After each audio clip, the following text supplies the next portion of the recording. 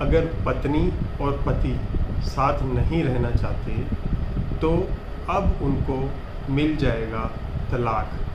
अगर आपका पति या आपकी पत्नी साथ नहीं रहना चाहती तो अब वो ले सकते हैं तलाक, भले ही दूसरी पार्टी रेडी हो तलाक देने के लिए या नहीं हो, आपको तलाक मिल ही जाएगा।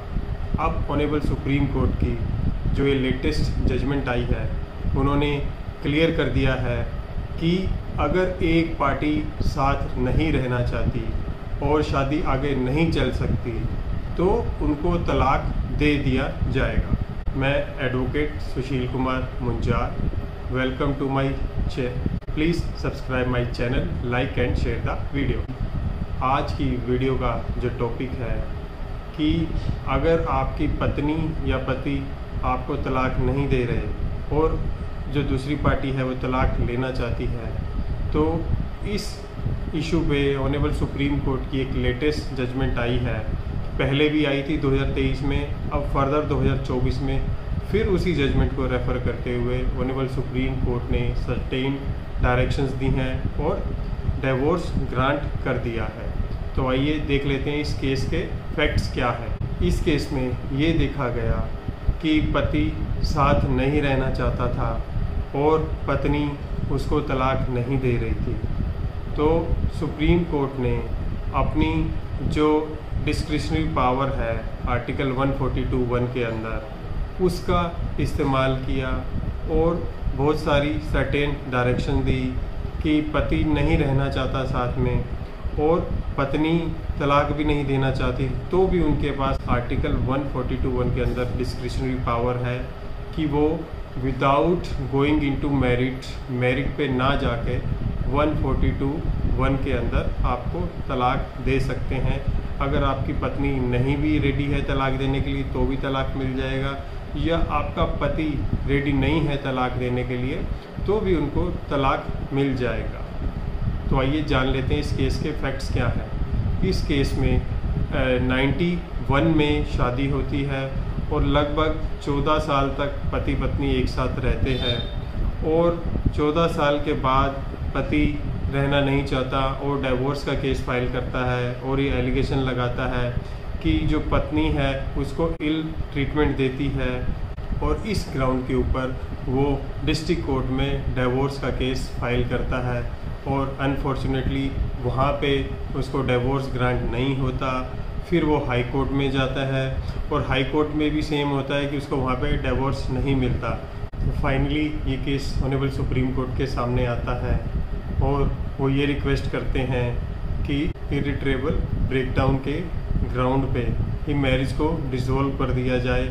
और वो ऑनरेबल सुप्रीम कोर्ट की जो अर्लियर जजमेंट है शिल्पा शैलेश वर्सेस वरुण को रेफ़र करते हैं जो 2023 की है, और उस केसेस के बेस पे ही इरिट्रेबल ब्रेकडाउन के ग्राउंड पे ही मैरिज को डिसॉल्व करने के लिए ऑनरेबल सुप्रीम कोर्ट के सामने रिक्वेस्ट करते हैं।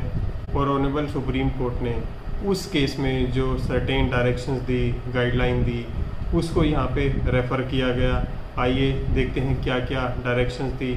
Grant of divorce on the ground of irretrievable breakdown of marriage by this court is not a matter of right, मतलब आपका राइट नहीं है but a discretionary which is to be exercise with the great care and caution.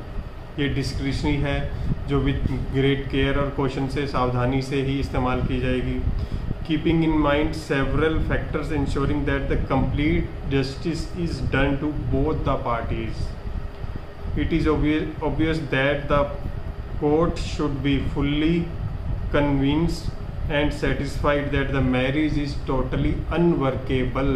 Marriage जो है totally unworkable है, emotionally dead है, and dissolution of marriage is the right solution for this couple. For this, several factors are to be considered, such as the period of time and parties had cohabited after the marriage, ये consider करना चाहिए, और when the parties had last cohabited ये भी consider करना चाहिए। nature of allegation जो both the parties ने एक दूसरे के ऊपर लगाए हैं वो भी consider करना चाहिए। और ऑर्डर जो पास हुआ है अर्लियर लीगल प्रोसीडिंग में और उसका क्या इम्पैक्ट आया पार्टीज़ के ऊपर, ये भी कंसीडर करना चाहिए। और कितने attempt, whether how many attempt were made to settle the marriage, ये भी कंसीडर करना चाहिए। And when the last attempt were made, ये भी कंसीडर करना चाहिए।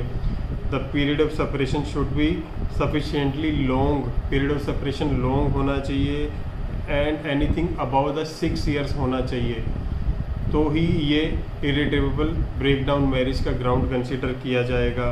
Weather the parties have children, और उनकी एज देखनी चाहिए, बच्चे सेटल हैं या नहीं हैं। अगर माइनर है तो उसका वेलफेयर के लिए देखा जाएगा और स्पाउस की परमानेंट एलिमनी को भी देखा जाएगा। तो ये सब उन्होंने डायरेक्शंस दी थी कि इसको कंसीडर करके ही आर्टिकल 142(1) के अंदर जो इरिट्रेवेबल ब्रेकडाउन है मैरिज का, डिवोर्स ग्रांट किया। और इस केस में उन्होंने ये देखा कि पार्टीज़ जो हैं ऑलमोस्ट 22 साल से अलग रह रही हैं।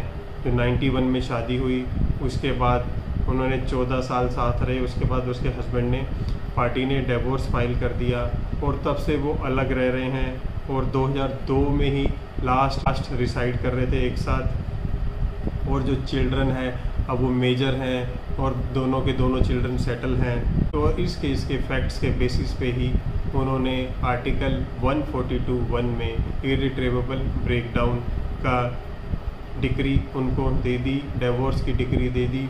और ऑनरेबल सुप्रीम कोर्ट ने ये भी कहा कि अगर हस्बैंड जो है वाइफ को डिवोर्स दे रहा है और उसकी फाइनेंशियल कैपेसिटी देखते हुए 50 लाख रुपए की जो परमानेंट एलिमनी है वो वाइफ को दी, और ये भी डायरेक्शन दी कि जब ये 50 लाख की एलिमनी वाइफ को दे दी जाएगी तब ही फाइनल डिवोर्स की डिक्री ग्रांट की जाएगी सुप्रीम कोर्ट से। मैंने इस जजमेंट का लिंक डिस्क्रिप्शन बॉक्स में डाल दिया है।